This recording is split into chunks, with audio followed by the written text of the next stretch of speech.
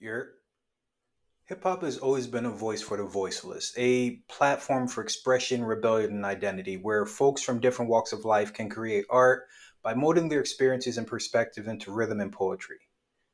But there's a particular breed of artists, those labeled as weird, who push the boundaries of what rap can be, creating entirely new subgenres, narratives, and styles that reshape the culture.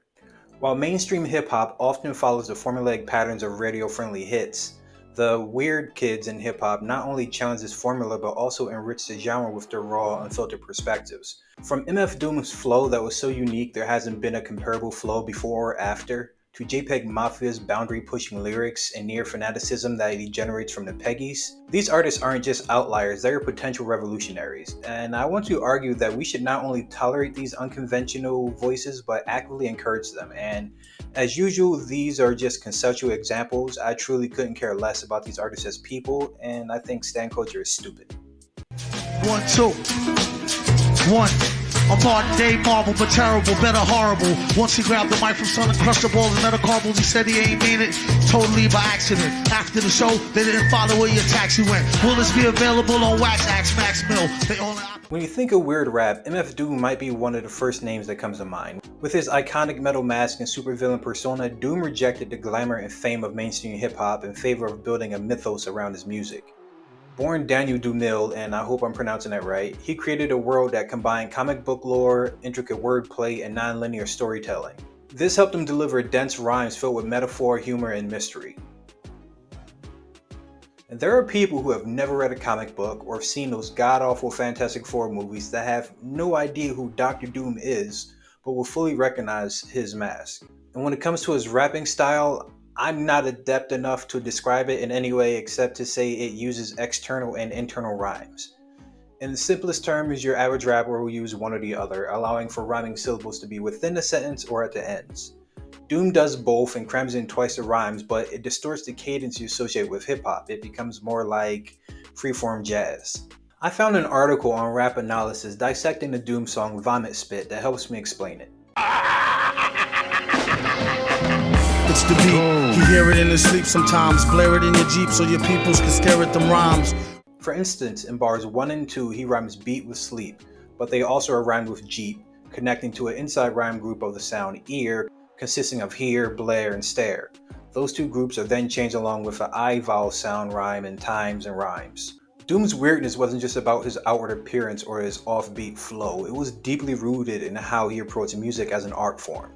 In an industry focused on accessibility and quick hits, Doom made music that required patience and analysis and repeated listens. His album Mad Villainy, a collaboration with Madlib, is considered one of the greatest hip-hop albums of all time, not for how many units it sold, but for Doom's artistry.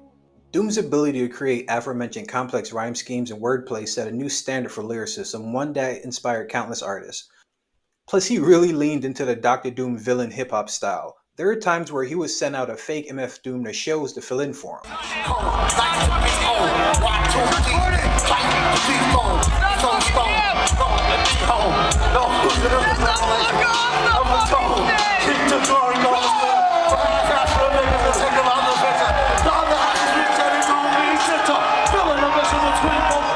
Like, do you understand how wild that is to literally become a villain?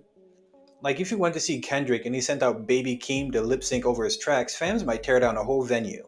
But by allowing the weird kid to take the mic, we give space for experimentation and individuality. MF Doom proved that there's an audience for unconventional artistry and that mainstream success is not the only marker of greatness. He showed that weirdness in rap isn't just a quirk, it's an essential ingredient in the evolution of the genre. Without Doom, hip-hop would lack a crucial layer of depth and creativity, proving why we should let the weird kids rap. Say what's up to Bobby Digital too. Yeah. Stronger than a locomotive, duffel bags of explosive, make a savage disappear like it's magic hocus pocus, autofocus memory like a Canon 7D, sharing heaven with my brethren, laying up with 70, Persian virgin known for splurging on deserving worthiest, swerving on the merging traffic, boy, I'm impervious. If MF Doom built worlds with his words, Rizza did so with his sound. As the mastermind behind Wu-TANG Clan's success, Rizza is both a producer and rapper who embrace an avant-garde approach to music. Drawing from martial arts films, obscure soul samples, and gritty lo-fi aesthetics, His production work on albums like Enter the Wu-TANG, 36 Chambers introduced a raw, almost unfinished sound that was diametrically opposed to the polished beats dominating the charts at the time. Boom bangs like African drums. Coming around a mountain when I come. Crazy flamboyant for the rap enjoyment. My clan increased like black unemployment. Yeah, another one dare. Took a genius. Take us the out of here. Taking that last Wu-Tang album and treating it like this art piece that only the privileged and hyper wealthy can enjoy is a dick move, but whatevs. Now, Rizza's weirdness lies in obsession with dualities, ancient and modern, east and west, high art and street culture. His production methods were unconventional, intentionally leaving imperfections in his beats, creating gritty and textured sounds that probably mirrored the chaos in his mind. I mean, have you ever actually listened to Rizza speak in an interview? Well, according to my analytics, that's probably a no, but here's a sample. My message to the youth is this. You should obtain the 12 jewels of life no matter what. And the 12 jewels of life are knowledge, wisdom, understanding, freedom, justice, equality, food, clothing, shelter. And after that, love, peace, and happiness. Peace. And I don't know about you, man, but I speak fluent Weird Kid, and that's weirdo energy. But without it, I might not be bumping a recent favorite, Coast Contra. This is big shit, unwrapped gifts. You feel my presence, it's for you, God. I shall lend my soul in vessel. I could expect the deck, but I trust the hand I was dealt with it. Ever since I Rizza, I knew that I knew the method. Woo! Ghost faces. Every time I get on the record, label me a killer. My microphone is my weapon. I be looking at my brothers like bodies that's in the session. Cause if I don't want my body, they'll body me in a second. Where most producers saw clean, crisp drums, Rizza relished in an off-kilter, giving his music an unpolished, visceral feel that connected his listeners on a primal level. Ooh, speech impediments suck sometimes. More importantly, Rizza's work expanded what rap production could be. He wasn't content with merely making beats, he created animated and cinematic experiences with his movie scoring. And I know I got some anime nerds in the audience. You can thank him for his score for Afro Samurai. Come on, you know that was tough. Then there was Man with the Iron Fist, which was fire. The second one was a schlocky piece of garbage, but I love cheap looking experimental garbage, so it worked for me. And his work with Quentin Tarantino and Kill Bill proved that hip-hop production could be as sophisticated and narratively driven as an orchestra score. And linking up with Tarantino was something that a lot of creators would give an arm or a leg for. And I don't like Tarantino. He's a narcissist and borderline sociopath with a foot fetish he shows off in almost every movie, but the man is talented. Okay, sorry, tangent over. Rizza's contribution to rap are a testament to why we must encourage the weird kids to rap. They're the ones that see beyond the surface, who push boundaries, and who have the courage to create something new, even if it doesn't fit conventional molds.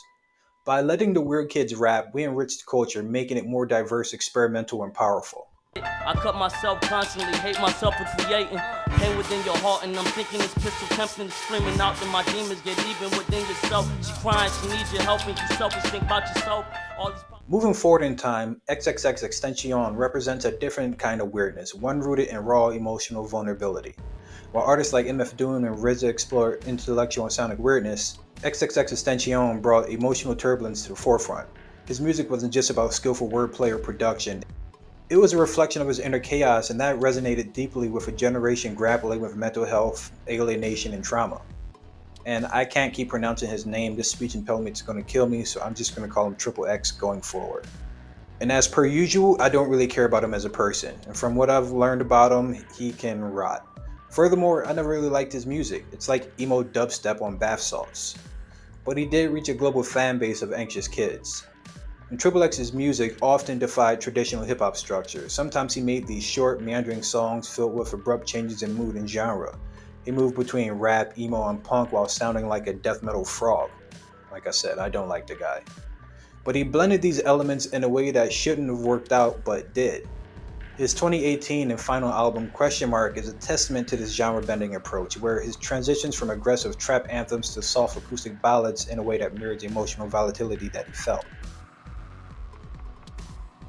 What makes XXX's weirdness so compelling is that it was born out of honesty. His music connected listeners who felt lost, angry, and hurt, providing a soundtrack to emotions that often go unspoken in mainstream hip-hop.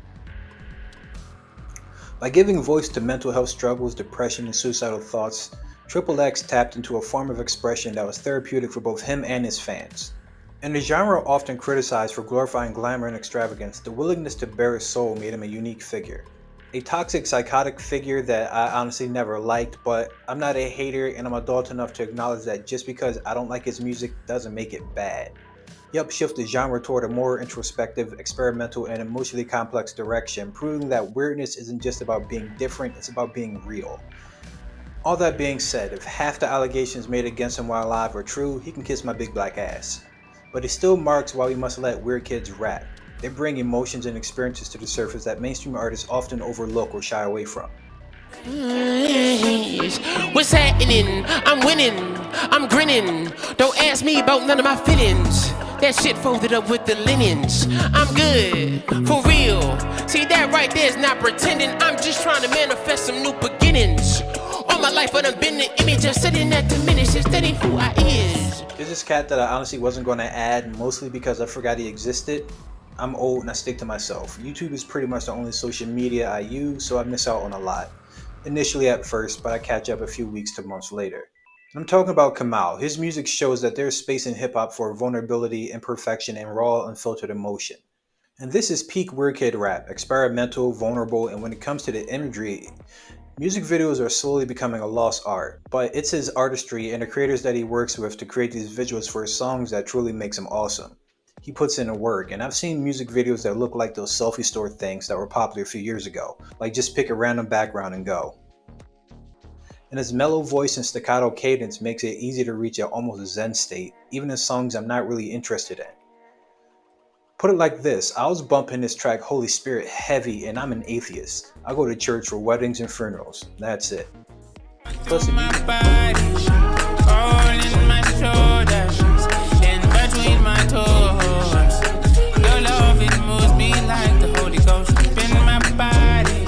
Plus the visuals in his music videos are so mellow to correspond with the somberness that permeates the track. He kind of reminds me of my college days when I was just dropping acid every other weekend, just vibing on a level that truly helps the evolution of music. Like Chance the Rapper before that terrible last album, and hey yo, I remember telling folks that he messed up at home to drop that weak ass album. Like, I think he got caught with a side piece. I gotta let it burn. Or he brought home something nasty. Damn, Peggy. I feel fucking all I need is rest. I am uncontested. How can I confess this? Watch how I finesse. When you let weirdos rap, you get Jpegmafia, who may influence newer rappers just like the weirdo Dax or Cornball with an entertaining flow was influenced by Eminem. Actually, a few weirdo rappers were influenced by Shady, Tyler the Creator, Hobson, pretty much every trashy MAGA rapper. But when it comes to Jpegmafia, his style blends a chaotic fusion of genres, provocative lyricism, and a boundary-pushing ethos that challenges the very definition of hip-hop itself. His music draws from punk, industrial, and R&B, weaving these elements into this unpredictable, chaotic landscape. I learned who he was through the Color series on YouTube, and hearing the differences between his color versions and how he normally does it, it's wild. Damn, Peggy. I feel fucking all I need is rest. I am uncontested. How can I confess this? Watch how I finesse. About 100 bands. Are you so invested? This can't be your best, cause I am not impressed.